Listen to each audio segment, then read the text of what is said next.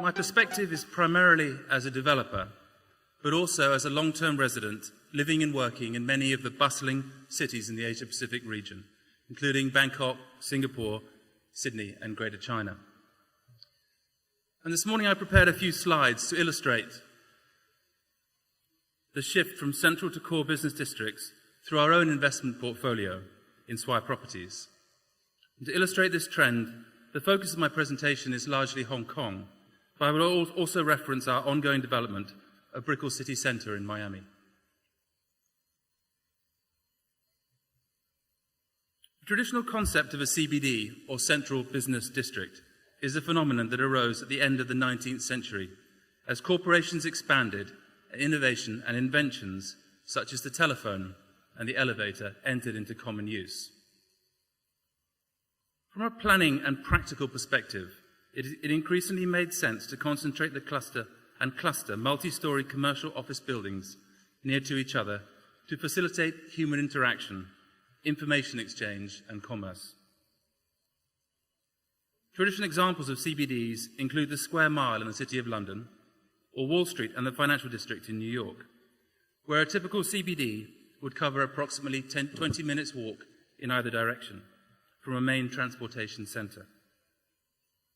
And closer to home, Hong Kong Central, as the name itself suggests, fits the traditional definition of a CBD as the historical centre for the city, for banking and for commerce, with well-established support services, historical institutions, and a mass transportation hub, which includes the MTR, the Airport Express, and the iconic Cross Harbour Ferry.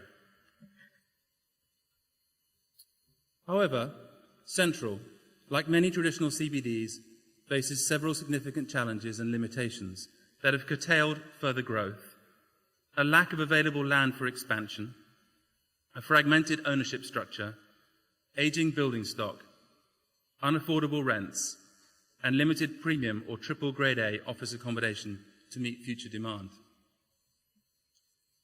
In the age of multi-million inhabitant cities, where cities continue to expand and evolve, the concept of a single, concentrated central business district is increasingly unsustainable.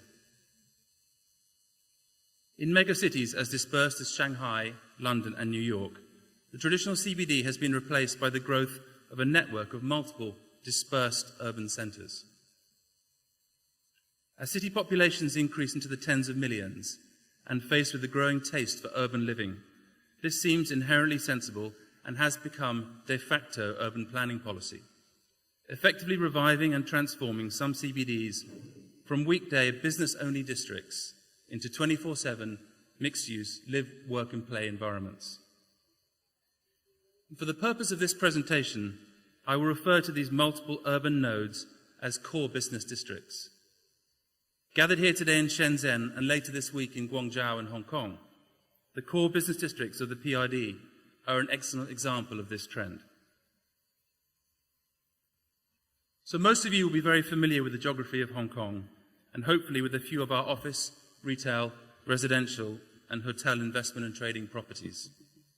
This simple map highlights the locations of three of our larger mixed-use developments: Pacific Place in Admiralty, Taikoo Place Cityplaza in Island East, and Citygate in Tung Chung on Lantau Island. In each example, these developments have benefited from several important factors, including sound planning principles and the investment in highly efficient mass transportation, enabling increased densification above major transportation nodes. These key factors have played an important role as a catalyst for the creation of new core business districts.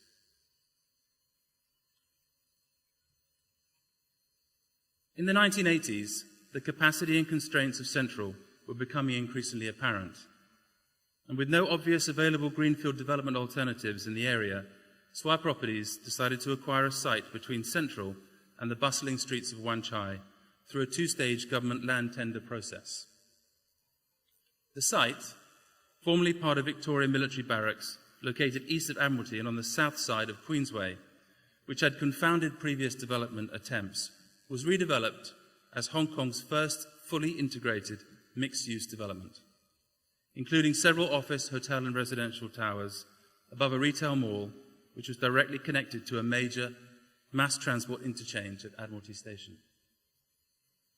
As a consequence of scale, design and convenience, thanks to excellent transport and walkway connectivity, Pacific Place successfully extended the traditional CBD and established Admiralty as an important location in an evolving network of core business districts. These photographs show Pacific Place past and present, illustrating the transition from a military barracks to a modern mixed-use development.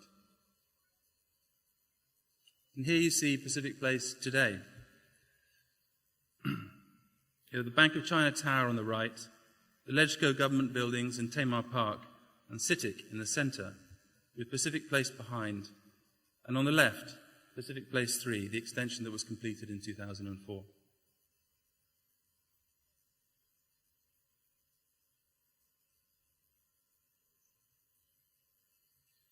This gravity shift that began in the 1980s has continued eastwards along Hong Kong Island. Swire Properties' participation in the evolution and development of multiple core business districts is perhaps best illustrated in Taikoo Place and Cityplaza. Since the early 1970s, Swire Properties had been developing Taikoo as an integrated high-rise residential community on the site of Swire's Taikoo Sugar Refinery, dockyard, Coca-Cola bottling plant, paint factories, and company town in Quarry Bay. And since the early 1990s, Taikoo Place has been successfully developed as one of Hong Kong's largest privately owned core business districts and represents the most sophisticated and integrated iteration of the planned development, which now extends to over 9 million square feet of office accommodation for over 300 multinational companies. These photographs show another before and after. The photograph on the left is basically the dockyard and the sugar refinery taken in the 1950s and 1960s. And the photograph on the right shows Taikoo and Taikoo Place today, which is home to over 120,000 residents and office tenants. It's important to understand that the shift in gravity is not a zero-sum game. It's not about relocating the traditional CBD to another location. The new core business districts present opportunities for new businesses that may otherwise have found it impossible to set up in Hong Kong at all. A good example of this is Blueprint, the co-working accelerator and incubator space which Swire established in Taikoo Place to promote innovation in the tech sector. Taikoo Place and Cityplaza collectively represent a new core business district. In addition to the 13 office buildings, Cityplaza, which is the largest retail mall on Hong Kong Island, East Hotel, Taikoo Place, service apartments, Blueprint's co-working space, and Artistry's art and culture event space all play a major part in establishing Taikoo Place as a successful core business district. In addition to the Cross Harbour Tunnel, which connects Taikoo Place to the government's planned CBD2 in Kowloon East, Taikoo Place will be the direct beneficiary of the government's $36 billion investment in the Island Eastern Corridor and the Central Wan Chai Bypass, which will reduce journey times between Central and Taikoo Place to less than 10 minutes. And continuing this theme of seamless connectivity, the mass transit connectivity is a critical success factor. And currently, travelling times from Taikoo and Quarry Bay MTR stations are approximately 15 minutes to Central.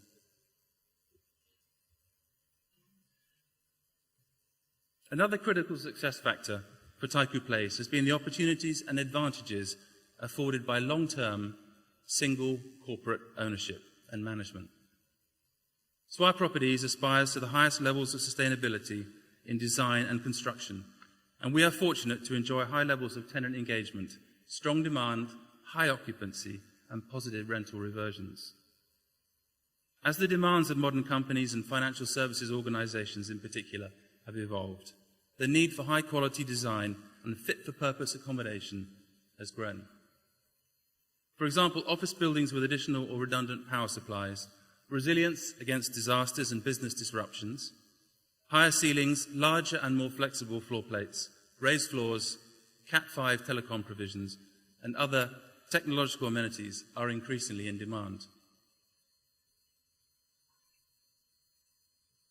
One Island East is the tallest building in Taikoo Place at nearly 300 metres and is the landmark delineating the role and importance of the core business district in the Island East area. I very much hope that many of you will take the opportunity to visit One Island East later this week. And en route to and from the conference, please take the opportunity to walk through Taikoo Place, experience the public realm, and witness the energy and character of the area.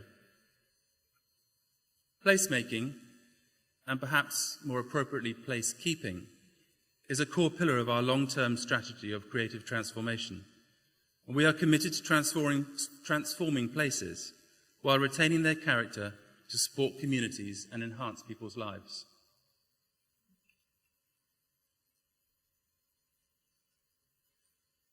Of course, and especially in Hong Kong and China, no city or even core business district stays the same for long.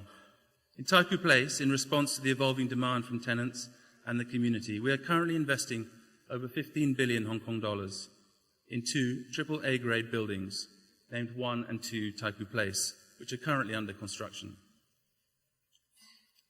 To achieve this, we're in the process of demolishing 3 industrial buildings, or techno centres, to develop the 2 premium office towers representing 2 million square feet.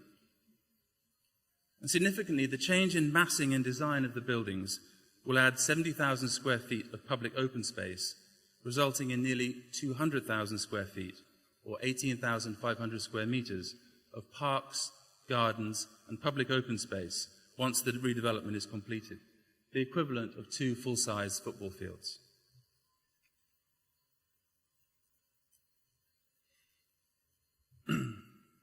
So I've spent much of the past month engaged in a public consultation process to improve the master layout plan for Taikoo Place.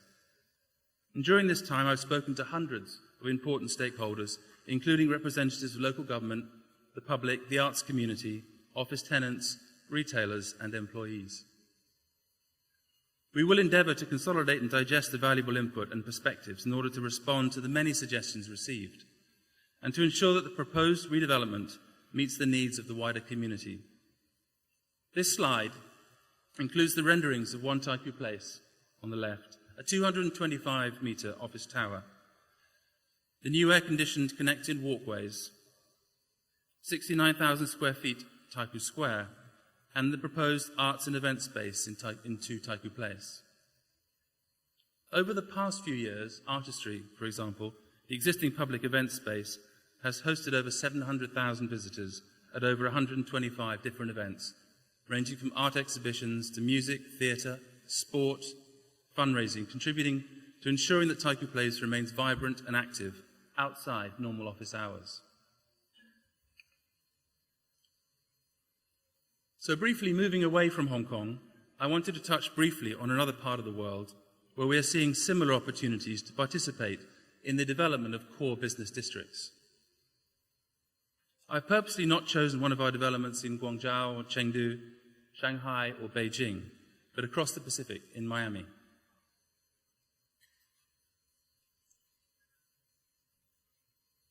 Swire Properties has been developing residential and office properties in Brickell Key in Miami since the early 1970s. And more recently, we have embarked upon the development of a mixed-use project at Brickell City Centre. This map illustrates the connectivity between Brickell Key on the right and Brickell City Centre in the middle, with connectivity to the Interstate I-95, as well as the city's Metro Mover, Metro Bus and Metro Rail systems. By road and rail, BCC is ideally positioned to avoid traffic congestion in Miami's traditional CBD, offering prime access to and from the I-95, with ramp access via the 7th and 8th Street corridors and the South Miami Avenue. Significantly, BCC and its primary access streets are located south of the Miami River. over which local streets pass on low-level drawbridges that are raised to allow boats to pass beneath, with disastrous implications for peak hour traffic in and out of the traditional CBD. The revitalised 8th Street station provides on-site access and covered passage to and from the Metro mover, an automated local transport system serving downtown, and a direct link to the Metro Rail, a regional rapid transit system. Connectivity within the development takes on local characteristics. The main walkway along the 4th floor levels threads between the towers to create the climate ribbon, an undulating canopy that ties the structures together, improving the microclimate for the public in the pedestrian circulation streets using purely passive energy design strategies. And the climate ribbon provides sun shading and rainwater collection for irrigation and channels the prevailing breezes through the complex, offering an ecological alternative to year-round air conditioning.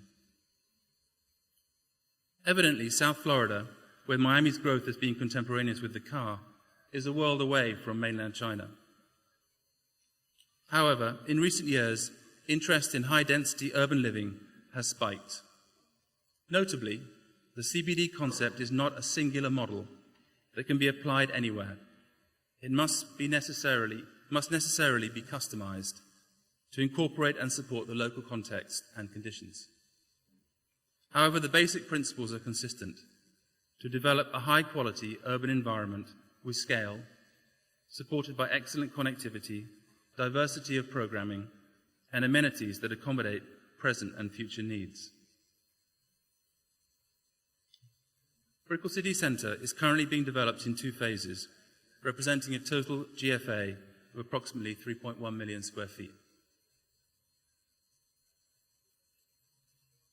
And similar to Pacific Place and Taikoo Place, CBDs in Hong Kong, the BCC development is a single-owner, mixed-use, transit-orientated development which includes a retail mall, offices, hotel, service apartments, and residential towers. And phase 2 of the project is planned for an 80-storey tower and 134,000 square metres mixed-use development.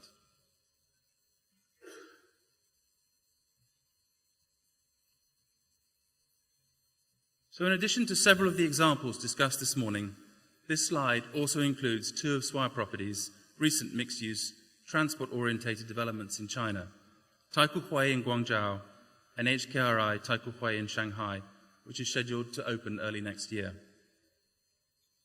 As cities become megacities and every form of connectivity becomes paramount, traditional central business districts will increasingly see challenges from a network of new core business districts. While the 20th century notion of decentralization was about the car, single-family homes and suburban office parks, the 21st century notion is more complex and more urban. If new CBDs are carefully planned for vitality and support not only business functions, but also recreation, residential, retail, education, health, and other activities, our experience confirms that these will in time become thriving districts in their own right. With proper execution, new core business districts should complement traditional central business districts and alleviate long commutes, reduce congestion, and improve air quality, all of which are associated with a more conventional single CBD plus horizontal sprawl model, while relieving sky-high rental pressure. It is important that developers and local governments work hand in hand to review prevailing planning restrictions, to realise the advantages of a network of core business districts, and to maximise the value of the opportunities presented by high-density, transit-orientated, and programmatically diverse development. In conclusion, urban gravity is shifting. Looking ahead, we will continue to see traditional central business districts replaced by a network of multiple, modern, interconnected and well-planned core business districts, which will contribute to our overall quality of life and to a more sustainable future. Thank you.